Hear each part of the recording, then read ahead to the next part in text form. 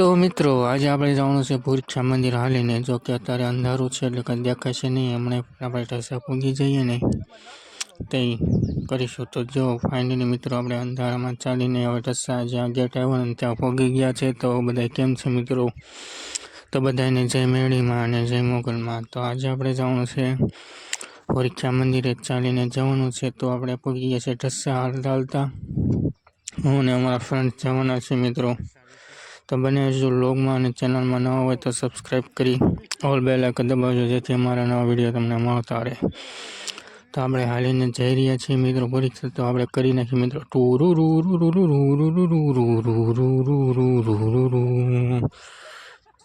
તો બના રહેજો વ્લોગમાં, અને નવા હોય તો લાઈક શેર અને સબસ્ક્રાઈબ કરજો અને કોમેન્ટ પણ કરજો.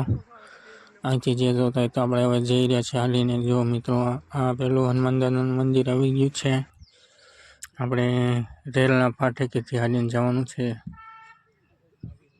તો બના રહેજો વ્લોગમાં. આપણે આ ઢસા જંકશન પર પહોંચી ગયા છીએ અને જવાનું છે ભૂરખા મંદિરે ચાલીને. તો જો મસ્તીનું વાતાવરણ છે અને આપણા ફ્રેન્ડ જો મોજ મસ્તી કરતા જઈ રહ્યા છીએ બધા. આપણે બ્લોગ બનાવી રહ્યા છીએ અને બધા ફ્રેન્ડ પાછળ છે અને ચાલીને આગળ જઈ રહ્યા. જો આ મિત્ર ખૂબ ધીમો હાલી રહ્યો છે, આને એટલે ધક્કો મારીને હકાલી રહ્યા છીએ મિત્રો. તો બીજું હનુમાન દાદાનું મંદિર જો અહીંયા આવી ગયું છે. તો હવે સ્ટેશન પહોંચી ગયા છીએ મિત્રો. ત્યાં જઈને જોઈએ, જો ટ્રેન ન આવે ને તો સારું, ટ્રેન આવે ને તો ઘડીક ઊભું રહેવું પડશે, કેમ કે રસ્તો બંધ થઈ ગયો અને આપણે પાટે જવાનું છે એટલે તે માટે. તો જો બન્યું એવું જ તે મિત્રો, ટ્રેન આવી હતી. જો ગેટ બંધ થઈ ગયો છે અને ટ્રેન આવી ગઈ છે. તો હવે આ ટ્રેન જાય તે આપણે જવાનું છે મિત્રો. તો બને રહેજો વ્લોગમાં ઠેઠ સુધી અને કોમેન્ટ કરતા રહેજો ને જય હનુમાનદાસ કોમેન્ટમાં લખી દેજો. અને આ વિડીયો ક્યાં પૂગ્યો એ પણ જરાક કમેન્ટ કરજો મિત્રો. તો જો ટ્રેન તો બહુ સ્લો ચાલી રહી છે મિત્રો. તો ફાઇનલી ટ્રેન વહી ગઈ હતી અને અમે જો ત્યાંથી નીચેથી વિયા હતા, કેમ કે જે ટ્રેન આવી હતી ને એ રસ્તે આપણે જવાનું હતું. તો જો આ ટ્રેનનો પાટો ઠેઠ દામનગર સુધી જાય છે, પણ આપણે ત્યાં નથી જવાનું. એને પહેલાં એક નીચે ઢાળ આવે ને ત્યાંથી ઉતરી જવાનું છે. તો બને હજી વ્લોગમાં ઠેઠ સુધી તો આપણે વ્લોગ નથી બનાવવાનો, કેમ કે રસ્તો ખૂબ મોટો છે એટલે. તો આપણે જ્યાં જ્યાં વળાંક ને એવું આવે અને જેથી રસ્તો નીકળે ને ત્યાં આપણે બ્લોગ ઉતારશું. બાકી તો છેલ્લા જઈ અને આમને બ્લોગ ઉતારતા જઈએ અને વાતાવરણ અને મસ્તીનો આનંદ માણતા જઈએ. તો આપણા ફ્રેન્ડ જેવો આગળ છે બધા, હું પાછળ એટલે જાઉં છું, કેમ કે આપણે બધા વાતાવરણનું અને આપણો બ્લોગ પણ ઉતારવાનો છે. તે માટે આપણે ધીમે ધીમે ચાલ્યા જઈએ છીએ. આપણો બ્લોગ ઉતરી જાય થોડોક તો એટલે બધા એની આગળ હાલ્યા જઈશું પછી. તો બધા ફ્રેન્ડ્સ તો બોલતા ચાલતા ચાલ્યા જાય છે.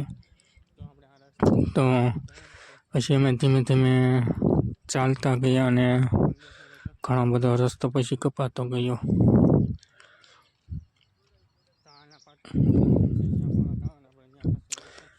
આ પાટામાં હાલવામાં થોડુંક ધ્યાન રાખવું જોઈએ મિત્રો, કેમ કે પાટામાં સાઈડમાં લોખંડના એના ઓલા હોય તો વાગી પણ શકે, એટલે નીચે ધ્યાન રાખી અને પાટા પર ન ચાલવું, એમનું ચાલ્યું છે મિત્રો.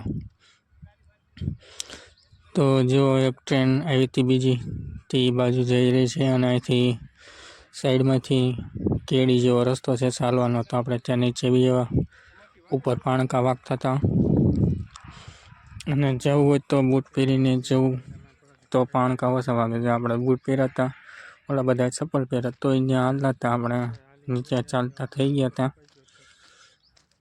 અને આપણે આગળ હતા, કેમ કે આપણો વ્લોગ બની ગયો તો તે માટે.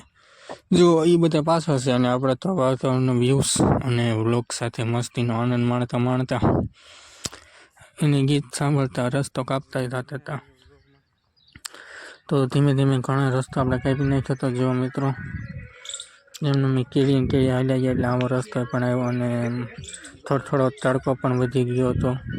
કેમ કે બધા થોડાક મોડા હાલી નીકળ્યા હતા, તે માટે તો આપણે ગીત પણ સાંભળતા હતા અને જો કેળીએ હાલતા ગયા. તો હવે હમણાં ઓલો રસ્તો આવશે તે જે નીચેની બાજુ જવાનો છે, ત્યાંથી ઉતરી જવાનું છે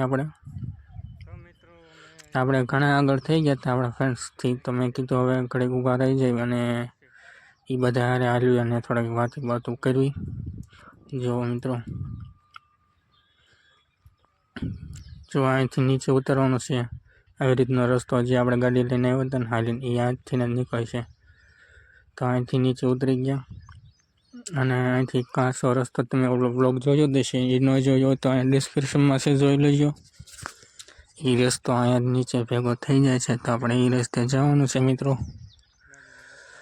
તો ફાઇનલી જો એ રસ્તે આપણે આવી ગયા છીએ અને અહીંથી સીધું જવાનું છે. અને અહીંથી તો તમે રસ્તો જોયો જ છે આ. તો આપણે ત્યાં જઈને હવે સીધો બ્લોગ ઉતારવાનો છે મિત્રો. તો ફાઇનલી પહોંચી ગયા છીએ પરીક્ષા મંદિરે, હું અને અમારા ફ્રેન્ડ્સ. જો મિત્રો, તો બનાવી જો બ્લોગમાં ઠેઠ સુધી આપણે હનુમાન દાદાના દર્શન કરવાના છે અને તમને પણ દર્શન કરાવવાના છે મિત્રો. જો આપણે એક મેળાનો પણ વિડીયો મૂક્યો હતો, જે મેળો અહીંયા જ ભરાય છે મિત્રો. એ ન જોયો હોય તો એનો ડિસ્ક્રિપ્શનમાં મૂકી દીધો છે લિંક, એ પણ જોઈ લેજો. અને પ્લીઝ મિત્રો સપોર્ટ કરતા રહ્યો, સબસ્ક્રાઈબ બધાય કરો પ્લીઝ મિત્રો. 500-700 જણા જોવે છે પણ સબસ્ક્રાઈબ કરતું નથી મિત્રો. તો પ્લીઝ સબસ્ક્રાઈબ કરતા રહ્યો અને કમેન્ટ કરતા રહ્યો અને શેર કરો. તો હવે ફાઇનલી પ્રોગ્રામમાં જ છીએ મિત્રો.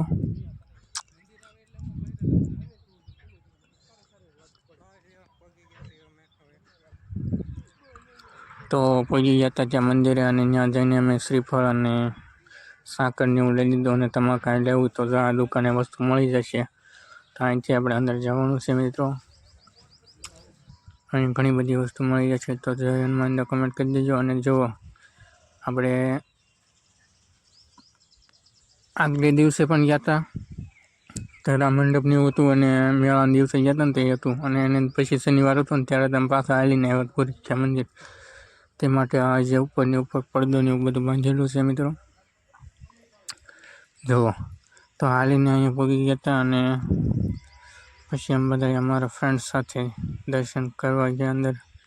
તો અમે દર્શન કરીએ અને તમે પણ દર્શન કરી નાખો અને કોમેન્ટમાં જય શ્રી રામ અને જય હનુમાન લખી દેજો. અને અમારા નવા ફ્રેન્ડ્સ પણ મળી ગયા હતા, જોવા બંને આપણા ભાઈ. તો આપણે પછી અંદર ગયા મિત્રો.